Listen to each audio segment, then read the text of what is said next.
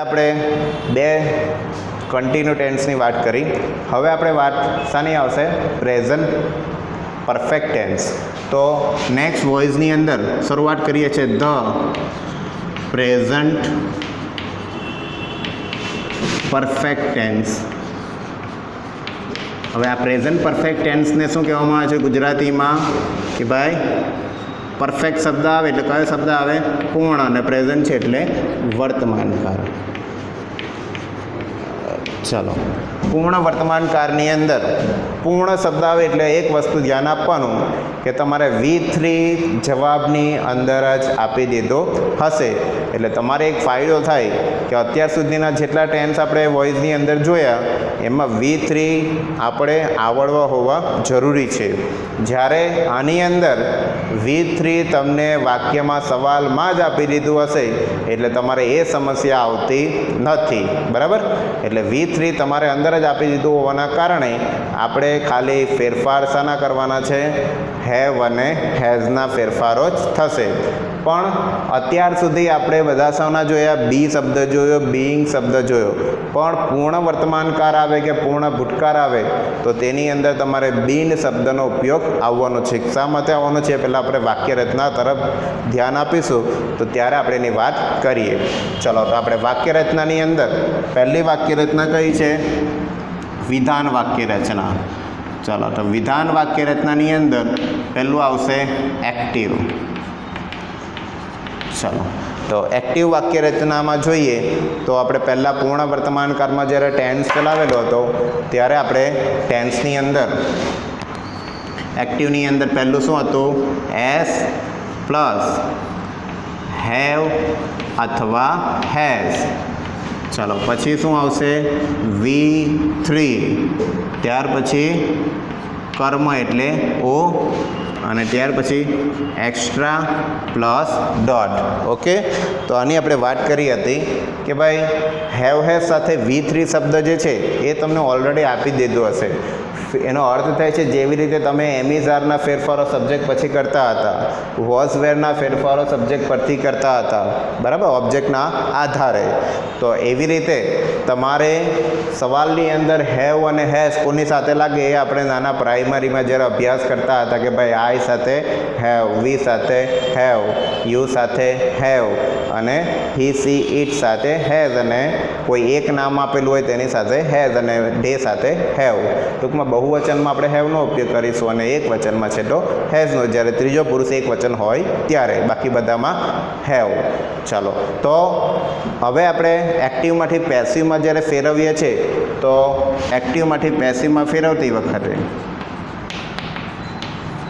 ચાલો, તો હવે કર્તાનું સ્થાન કોણ લેશે? એટલે સબ્જેક્ટની જગ્યા પર ઓબ્જેક્ટ.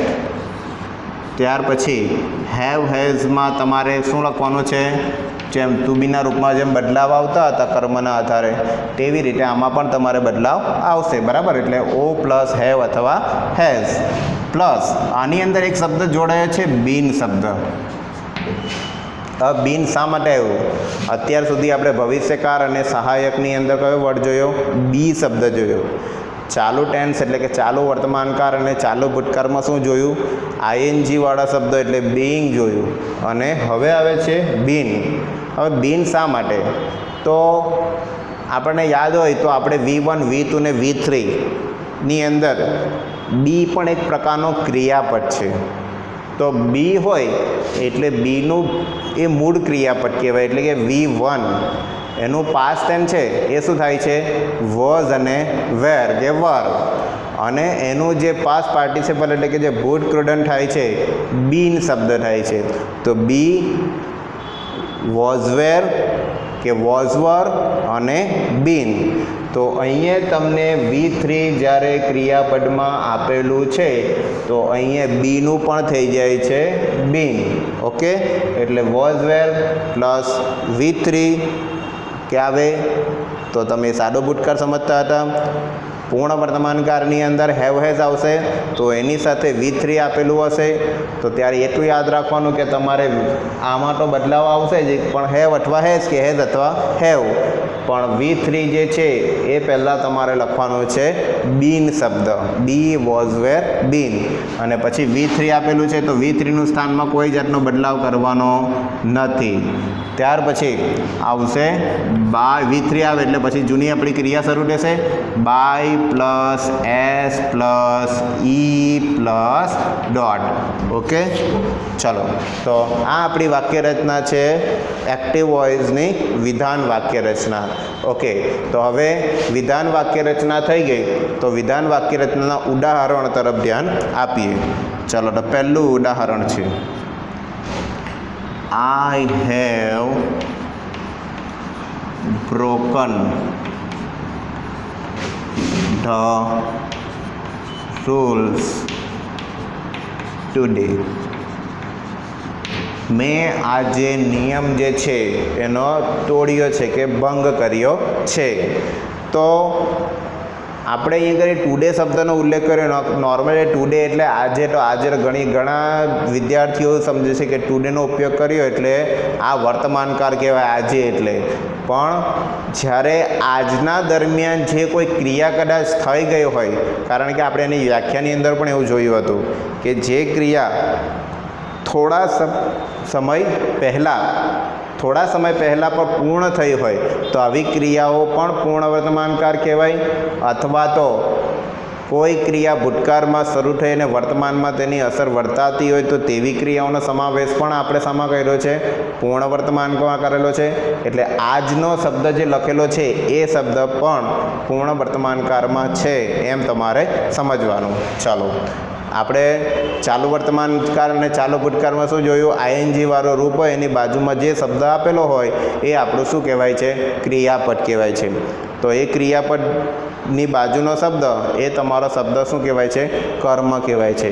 એટલે ચાલુ વર્તમાનકાળ ચાલુ ભૂતકાળમાં તમારે આઈએનજી પછીનો શબ્દ તમારો કર્મ જ્યારે પૂર્ણ વર્તમાનકાળની અંદર જે તમને આપેલો છે ક્રિયાપદ એટલે કે V3 અને V3 પછીનો જે શબ્દ છે એ તમારો શું છે કર્મ છે.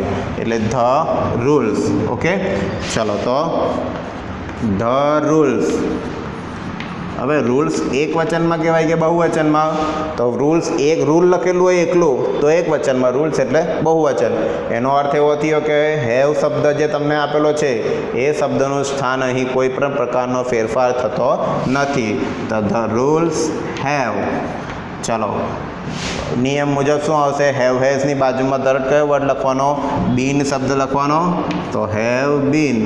અને જે V3 શબ્દ છે ઓલરેડી તમને શું કરે છે આપી જ દીધો છે તો બ્રોકનનું બ્રોકન અને આઈ છે તો બાય મી અને ટુડેનું ટુડે. તો મેં આજે નિયમ ભંગ કર્યો છે ને ગુજરાતી કરીએ તો મારા દ્વારા આજે નિયમનો ભંગ થયો છે. ઓકે ચલો હવે વાક્યની અંદર બીજો કોઈ પણ પ્રકારનો ફેરફાર થતો નથી. ચલો સેકન્ડ સેન્ટેન્સ તરફ ધ્યાન આપીએ. We have organize the function.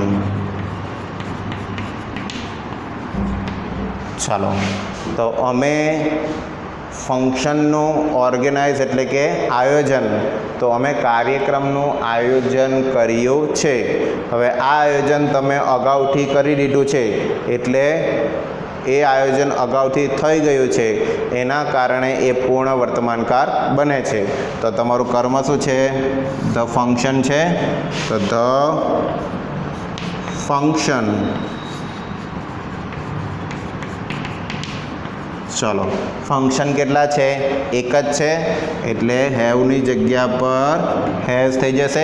ત્રીજો પુરુષ એક વચન કહેવાય જેને આપણે ઈટમાં સમાવેશ થાય પણ ઈટ મોટા ભાગે એક્ટિવ પેસિવમાં સમાવેશ થતો નથી. ચલો તો ફંક્શન હેઝ. હવે હેવ હેઝ આવે તો એની બાજુમાં શું લખી દેવાનું been. The function has been. Okay અને V3 તો તમને પહેલેથી આપી જ દીધેલું હોય છે ઓર્ગેનાઇઝ. બાય, ચલો વી છે તો વીનું શું થશે? By us. ઓકે, ચલો હવે થર્ડ તરફ. She has managed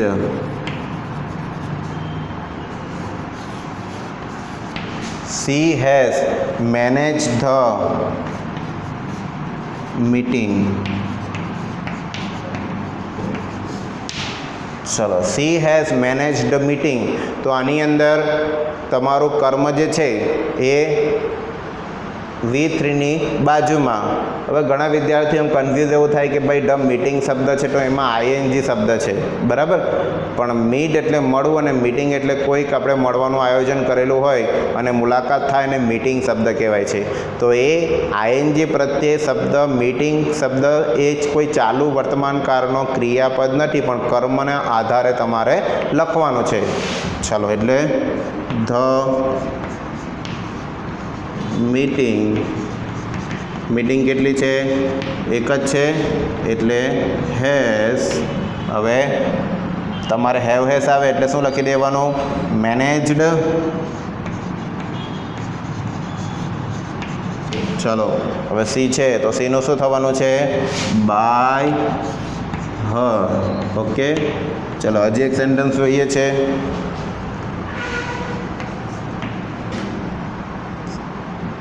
Divya has taken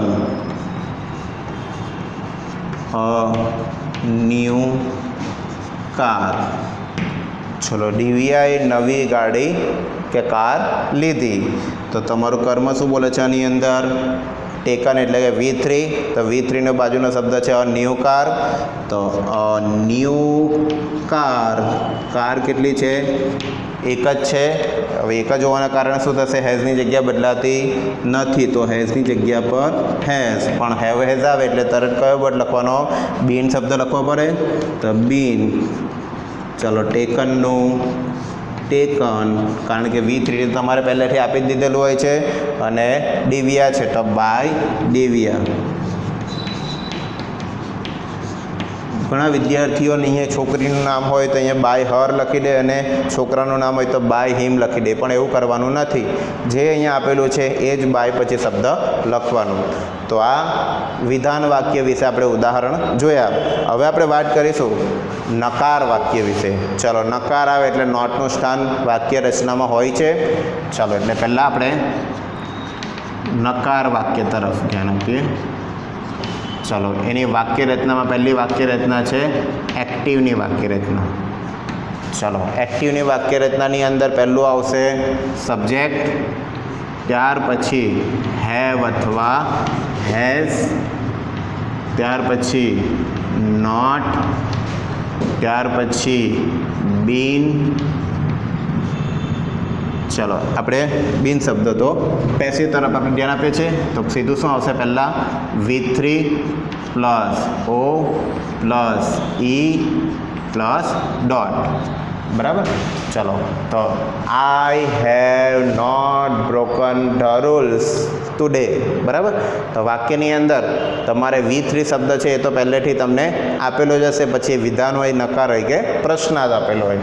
ચલો, તો તમારે એક્ટિવમાંથી જ્યારે પેસિવમાં ફેરવો છો તો પેસિવમાં ફેરવતી વખતે એસનું સ્થાન કોણ લેશે? ઓ લેશે, એટલે કે કર્તાનું સ્થાન કર્મ લેશે. તો ઓ પ્લસ હેવ અથવા હેઝ, નોટનું સ્થાન ક્યારે પણ બદલાતો નથી. તો નોટ પ્લસ બીન પ્લસ શું આવશે? V3 આવે એટલે પછી નિયમ તો આપણો શું રહેશે? By plus S plus E plus dot. Okay, એટલે કે કર્તાની જગ્યાએ કર્મ, have has plus not plus been plus V3 plus by plus S plus E. Okay, ચલો હવે એના ઉદાહરણ તરફ જોઈએ તો તમને એના વિશે વધુ ખ્યાલ આવશે.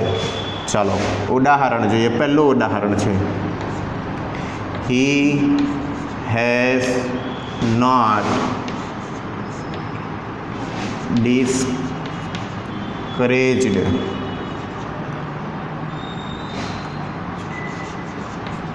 me. ચલો, he has not discouraged me. તો મી આવે છે તો મીની જગ્યા પર શું થઈ જશે? આઈ આવે એટલે હેઝનું સ્થાન શું થઈ જશે? હેવ. નોટની જગ્યા બદલાતી નથી. ચલો પછી શું આવશે? બીન. ઈડીવાળું વાક્ય છે અને V3માં તો કોઈ બદલાવ આવવાનો નથી, તો ડિસ્કરેજની જગ્યા પર ડિસ્કરેજ્ડ અને હી છે તો હીનું શું થશે? By him. ઓકે, ચલો એટલે ટૂંકમાં આમાં ખાલી ફેરફાર શું કર્યો છે કે નોટના સ્થાનમાં બદલાવ આવ્યો છે. ઓકે, ચલો ત્યાર પછી we have not eaten lunch. અમે લંચ એટલે બપોરનું જે ભોજન હોય તે કર્યો નથી. હજી તમે કદાચ આ વાક્યમાં અન્ય શબ્દની જગ્યા પર યેટ શબ્દનો ઉપયોગ કરો તો પણ ચાલી જાય, કારણ કે સવાલમાં કદાચ યેટ આપ્યું એટલે વિદ્યાર્થીઓને કન્ફ્યુઝ નહીં થાય, પણ યેટનો અર્થ થાય છે હજી સુધી. હજી સુધી અમે લંચ ખાધું નથી. બરાબર છે? તો અહીંયા વાક્યની અંદર તમારું કર્મ તો લંચ જ રહેવાનું છે, પણ યેટ એ તમારો અન્ય શબ્દ છે, સમય સૂચક શબ્દ એટલે અન્ય શબ્દ કહેવાય, બાકીના V3ની બાજુમાં. અગાઉ પણ કીધું છે.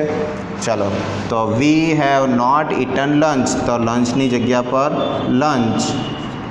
ચાલો, હેવનું સ્થાન થશે હેઝ, નોટની જગ્યા પર નોટ. ત્યાર પછી નોટ આવે એટલે પહેલાં કયો શબ્દ આવી જાય? બીન આવી જાય. V3માં તો કોઈ બદલાવ આવતો જ નથી, એનું સ્થાનમાં કોઈ બદલાવ આવશે નહીં એટલે ઇટનનું ઇટન. ત્યાર પછી બાય. ચાલો, વીનું થશે અસ અને યેટની જગ્યાએ બદલાતી નથી. ઓકે, એટલે આનું પણ સ્થાનમાં કોઈ પ્રકારનો ફેરફાર કરવાનો નથી. ચલો થર્ડ સેન્ટેન્સ તરફ. સૂરજ હેઝ નોટ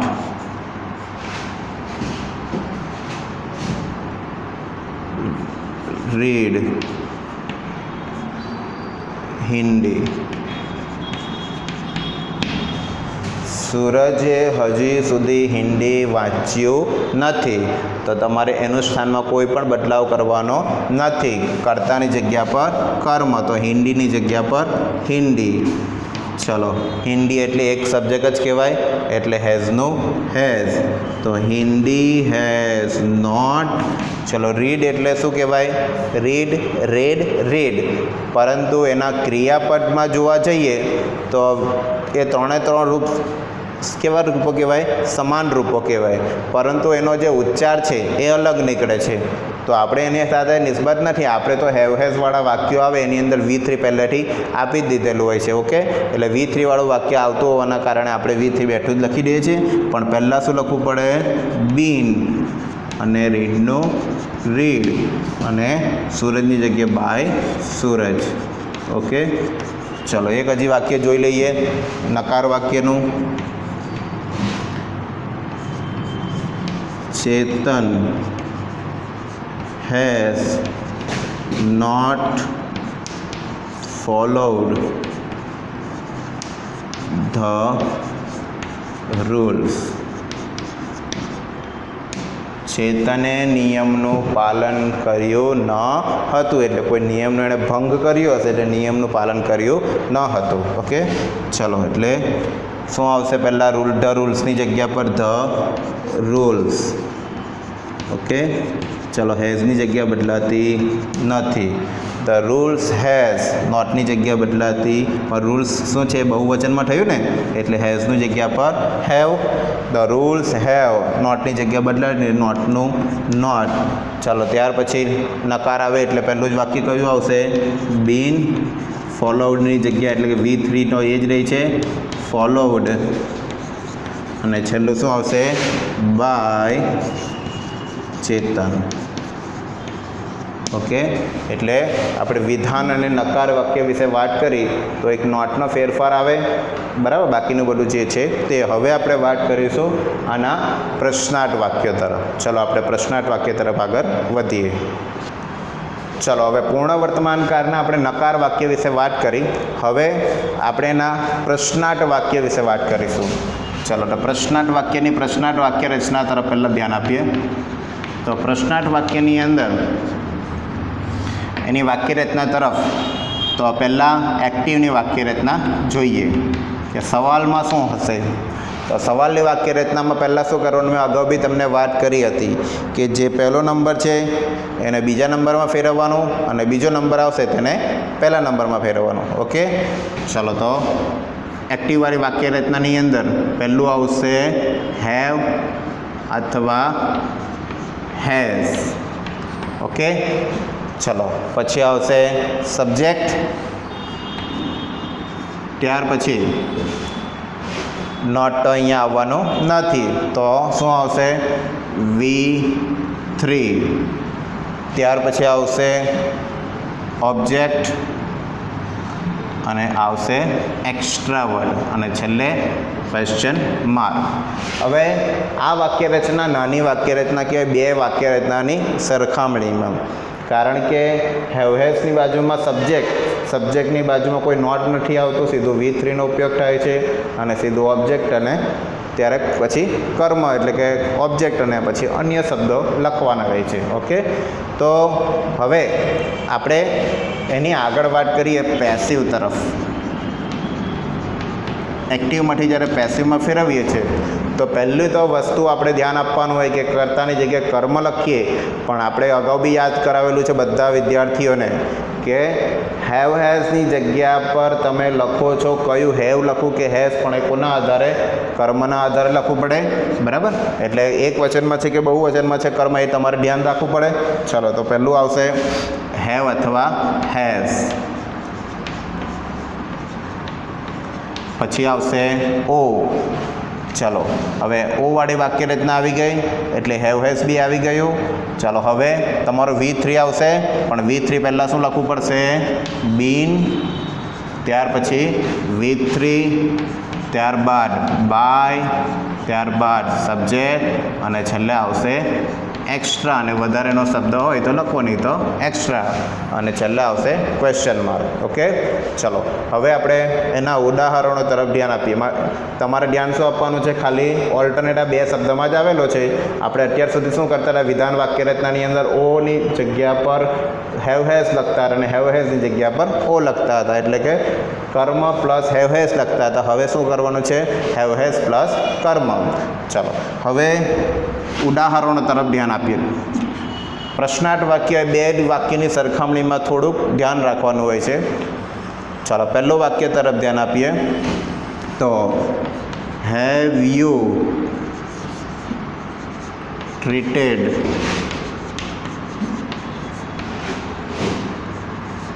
હિમ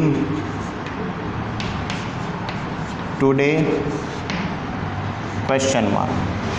તો શું તે એની આજે કાળજી રાખી છે?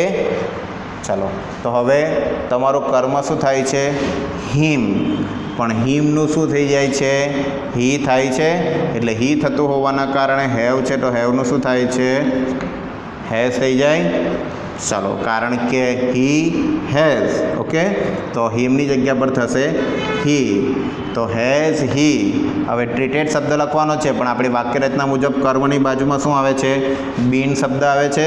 તો હેઝ હી બીન. ટ્રીટેડની જગ્યા બદલાતી નથી, કારણ કે V3ની જગ્યા પર V3. અને પછી શું આપેલું છે? યુ આપેલું છે, તો બાય યુ.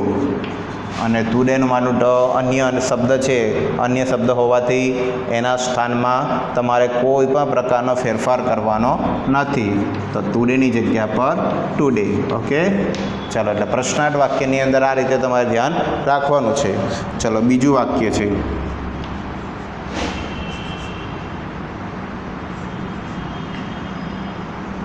સાહિલ. આપણે પહેલાં has Sahil decorated the room. ચાલો, તો શું સાહિલે જે રૂમ છે એનું ડેકોરેશન જે છે એ કર્યું છે?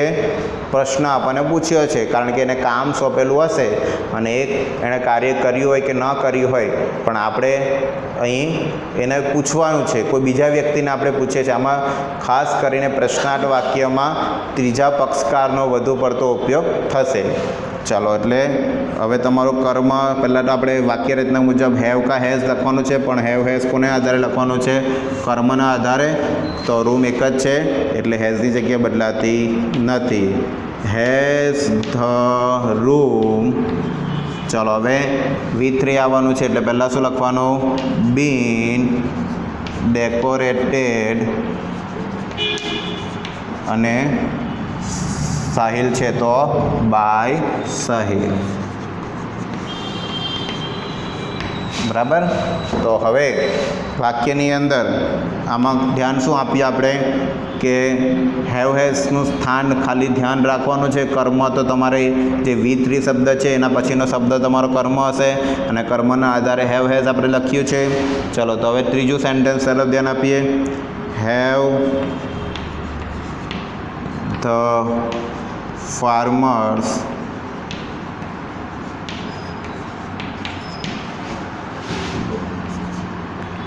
sold their wheat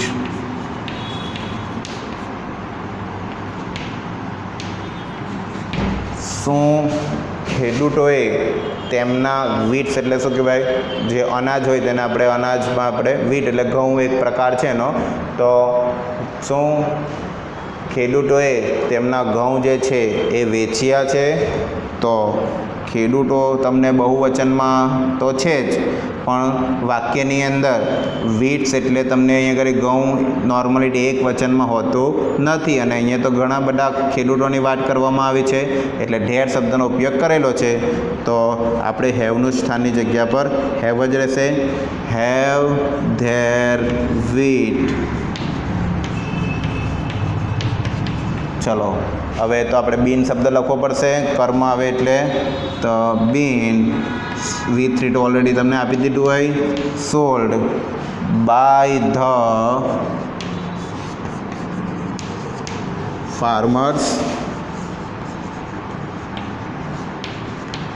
ચાલો, હજી એક ઉદાહરણ જોઈએ.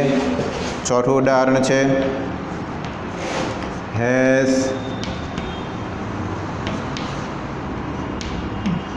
Dia invited him. ચલો, હવે હિમ છે એટલે હી થશે, એટલે હી સાથે હેઝ આવે છે તો હેઝના સ્થાનમાં બદલાવ આવતો નથી. તો હેઝ હિમ છે તો હિમનું શું થઈ જશે? હી થશે. તો હેઝ હી. ચલો, V3 આવે છે પણ V3 પહેલાં શું લખવાનું? બીન. ઇન્વાઇટેડનું ઇન્વાઇટેડ અને છેલ્લે શું આવશે? બાય. કોણ છે સબ્જેક્ટ? ડિયા. તો ડિયાની જગ્યા પર ડિયા. તો આ રીતે તમારે વિધાન, નકાર અને પ્રશ્નાર્થ વાક્ય તમે જોયા. બરાબર. જે હવે તમને હોમવર્ક આના વિશે આપવામાં આવે એ તમે પૂર્ણ કરી શકશો. ઓકે. હવે આપણે નેક્સ્ટ ટેન્સ જે છે એ પાસ્ટ પરફેક્ટ ટેન્સ છે. બરાબર. તો નેક્સ્ટ લેક્ચર નંબર આપણો જે 23 નંબરનો લેક્ચર હશે એની અંદર આપણે પાસ્ટ પરફેક્ટ ટેન્સ એટલે કે પૂર્ણ ભૂતકાળ વિશે ખ્યાલ મેળવીશું. ઓકે.